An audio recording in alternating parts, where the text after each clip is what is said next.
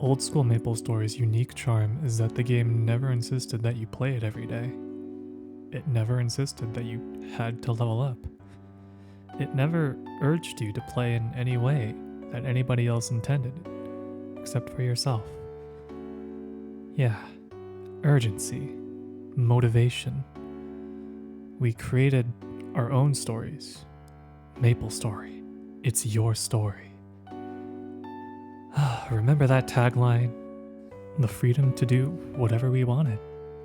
No obligations, whether they were social or moral, like not leveling Magic Claw at level 11. You could do that if you wanted, but if you dug just a little bit, you knew to save your points for that max MP increase skill, maxing it by 13, so you could add points in a Magic Claw by 14. But you didn't have to do that. Nobody forced you. It was your own choice to be, to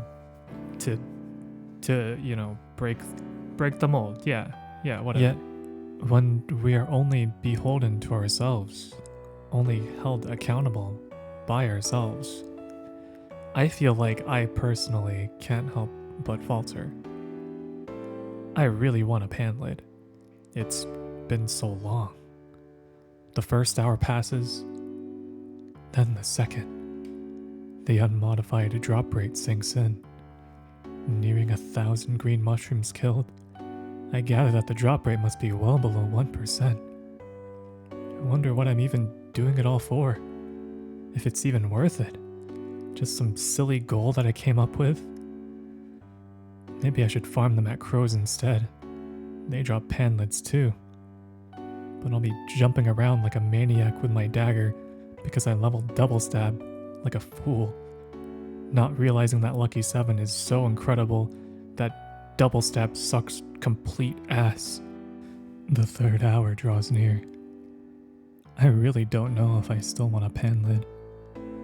You know, someone offered me earlier to hand me one. Out of several they found farming crows in Mushroom Shrine. I'm thinking about taking them up on that offer.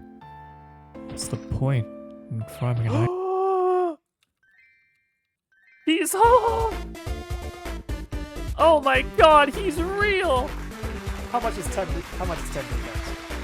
Is that good? Is that average? Is that cracked? It's average. Yeah, baby! They're real! They exist! Woo! Get me out of here! Let's KPQ! Woo!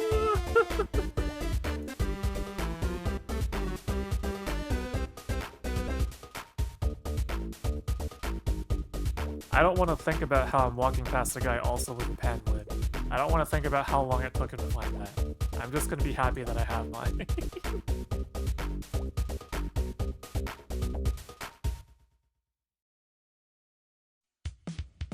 Welcome back to my journey on fulfilling my dreams as a child, becoming a chief bandit in classic MapleStory. Now, a keen-eyed viewer would know what I'm doing in the land of wild boar at level 25. That's right. I'm beating up boars for broken pieces of glass. You know, as you do. They just have them in their pockets, I guess. We are doing a quest called Mystery of Nyora Hospital. It's from Kerning City, and it involves talking to Jane Doe, who's definitely alive and not a ghost, and she wants us to collect 20 broken mirror glasses which drop from wild boar. Easy enough. So we get the 20 pieces, we bring them back to Jane Doe, she looks at herself in the mirror, and sorry, I lied, she can't see herself because she's definitely dead. In a panic, she sends you off to find 100 charms of the undead because, that'll do it, that'll bring you back. So we head over to the ant tunnel, we kill a bunch of zombie mushrooms for their charms, we bring them back to Jane Doe, and she gives us some tattered, ugly cloth to put over our shoulders. Great, thanks. Oh, but don't be fooled by this thing's appearance. This thing actually kicks ass. It actually has 5 upgrade slots on it, so you can scroll it with whatever you want. It's a very low level cape. I think it's your only option at 25. Everybody I knew was wearing this thing. This thing kind of kicked ass if you put the right scrolls on it or if you got really lucky. So this thing, actually, very useful. Like a Panlid or a fence. The more mundane something looks, like a bathrobe, probably the more cracked it'll be if you throw some scrolls on it. I'm not even kidding. Like, these things go hard.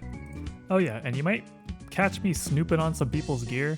Honestly, this hat, this identity hat, the level 60 thief hat, for some reason was like the mark of a pro thief player back in the day for me. When I saw that thing, I thought, man, this guy's fucking cool. I think the same thing about this guy right now. Shoutouts to Driftmaster for going deck sleeve in this day and age. Like, the gear looks so sick. Honestly, I respect it so much. This guy rocks, dude. At this point, you might be thinking, Enka, you're level 26. You haven't done kerning PQ once? What's your problem? What have you been doing? Well, to answer that question, I've been farming green mushrooms for 3 hours and I don't want to talk about it. And also, the biggest reason that I haven't done KPQ is because I am... Now, I know it's kind of silly, but give me a break, okay? I'm not a kid anymore. I can't just walk up to people and be like, I'm 7, will you trade my character for me? How come I can't log in anymore? But not to worry, I have the perfect solution. I am a firm believer in 3 core tenets of gaining confidence. You have to look good, and if you look good, you feel good, and if you feel good, you do good. You perform better, which is why I'm shopping for an outfit. I know it sounds dumb, but trust me, it just works for me. These guys PQing? Are you guys PQing? See, all it took was buying cash items. Enter my extroverted party quest heroes, Laios and I'm Stupid. First time together, otherwise known as KPQ, is, believe it or not, actually the first PQ in the game. Believe it or not, even though Hennessy's PQ is in this version of the game, First Time Together, I've heard, has been in the game since its inception. From levels 21 to 30, you can enter this with a party of 3 to 6 players and embark on what is essentially a dungeon, really. First Time Together consists of 5 stages. In this stage, the first one, you talk to this NPC and she gives you a kind of riddle. And it's a riddle like, you know, what level do you get your first job advancement as a warrior? Or how much strength does a warrior need to job advance? And then you have to kill that many ligators and get that many tickets. Basically, if she gave you the riddle, how much strength does a warrior need to job advance, then you had to get 35 and everyone laughed at you. In the next stage, you hang off a rope. In the next stage, you stand on a platform. In the next stage, you stand on a barrel. Now, listen, we all have fond memories of Kerning City PQ, right? Well, I'm sure we all do. But I can't be the only one who legitimately did not remember there are 3 combination stages in a row before you get to this last stage where you fight a bunch of junior neckies, curse eyes, King Slime, the boss of Kerning City PQ. He's really not that interesting, but he's very iconic. I'm pretty sure most people who played this game back then remember fighting this guy and jumping to dodge his bounce attack, and he summons slimes and stuff, and he actually kind of hurts. And I know it looks like we killed him super fast, and it's because we did, but it wasn't about Kerning PQ being hard as a kid or anything. It's about the memories that we made, mostly with friends or meeting new people and quirky personalities doing this party quest. First Time Together was not about the stages. God, no. It's because it was everyone's first time together. And we do it again and again and again and again, not because the PQ itself was fun, but because we were doing it with friends and new friends. It's like, you know, picking up trash on a highway. You'd have so much fun with it with the right friends. Not that First Time Together was about as fun as picking up trash. It was a bit more fun than that. But I hope you get the idea. After a while, one of my party quest heroes, I'm Stupid, went off to go do something else, so we disbanded for the time being, and I decided to take a VIP cab to Ant Tunnel Park. Remember this map? This map is kind of cool. During this PQ break, I actually wanted to take a little bit of an aside and talk about some people that have been wanting to get into Classic MapleStory again, but they feel like they don't have enough time to get back into it. I honestly say, just go for it. MapleStory, Classic MapleStory, really doesn't ask you for your time much at all. It's just what you choose to do with it, what you choose to put in. The game's not gonna go anywhere. You don't have dailies to miss or weeklies to miss, not to my knowledge anyway. or if you do, they come much later. You can take your time, you don't have to level if you don't want to, you can sit around, you can hit snails, you can walk around and explore. The game is not going to go anywhere. You will always have time for this game. The game will always respect your time. If you're on the fence about trying Classic MapleStory, honestly, just go for it. I don't think you'll regret it. Just play it whenever you want, and if you don't want to, then don't play it. I don't know. I promise it'll be a good time. Modern MMOs, and especially modern Maple, don't really have this luxury anymore. They really want you to play every day, every week. They really feed off of, the fear of missing out. You really gotta get all the event rewards in that week, and then you gotta play every day for the next week so you don't fall behind. But not here. You can really just do whatever you want, and there's no sense of falling behind or catching up or anything. You just play. It's really just like how it was back in the day. Do you remember worrying about something like that back then? So, again, if you're on the fence, wondering whether you should take the plunge or not, I say go for it. I don't think you'll regret it. You can stop playing whenever you want. You can stop at level 10. You could stop at level 100. You could stop at 200. The game will always be there. It will always have time for you. Anyway, thanks for listening. Let's get back into it, huh? Wow, she just appeared out of nowhere. Oh, mana elixir pills! Oh my god, I can't even hold all of them! Oh, eat! Eat! Oh, eat everything. They're back. Oh, hello. What's going on? Oh my god, that's a really good glove! That's 10 weapon attack!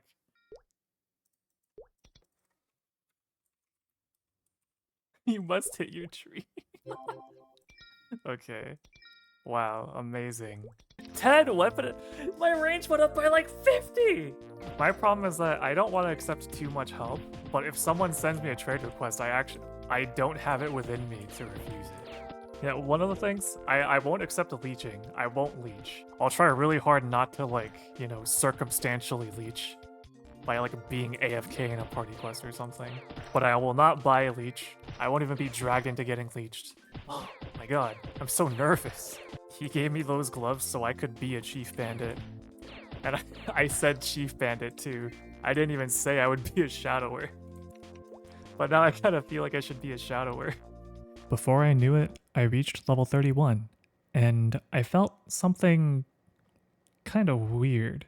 A good weird though. I wanted to give a quick shout out at this point to Boss Brun, Beef, and Claire.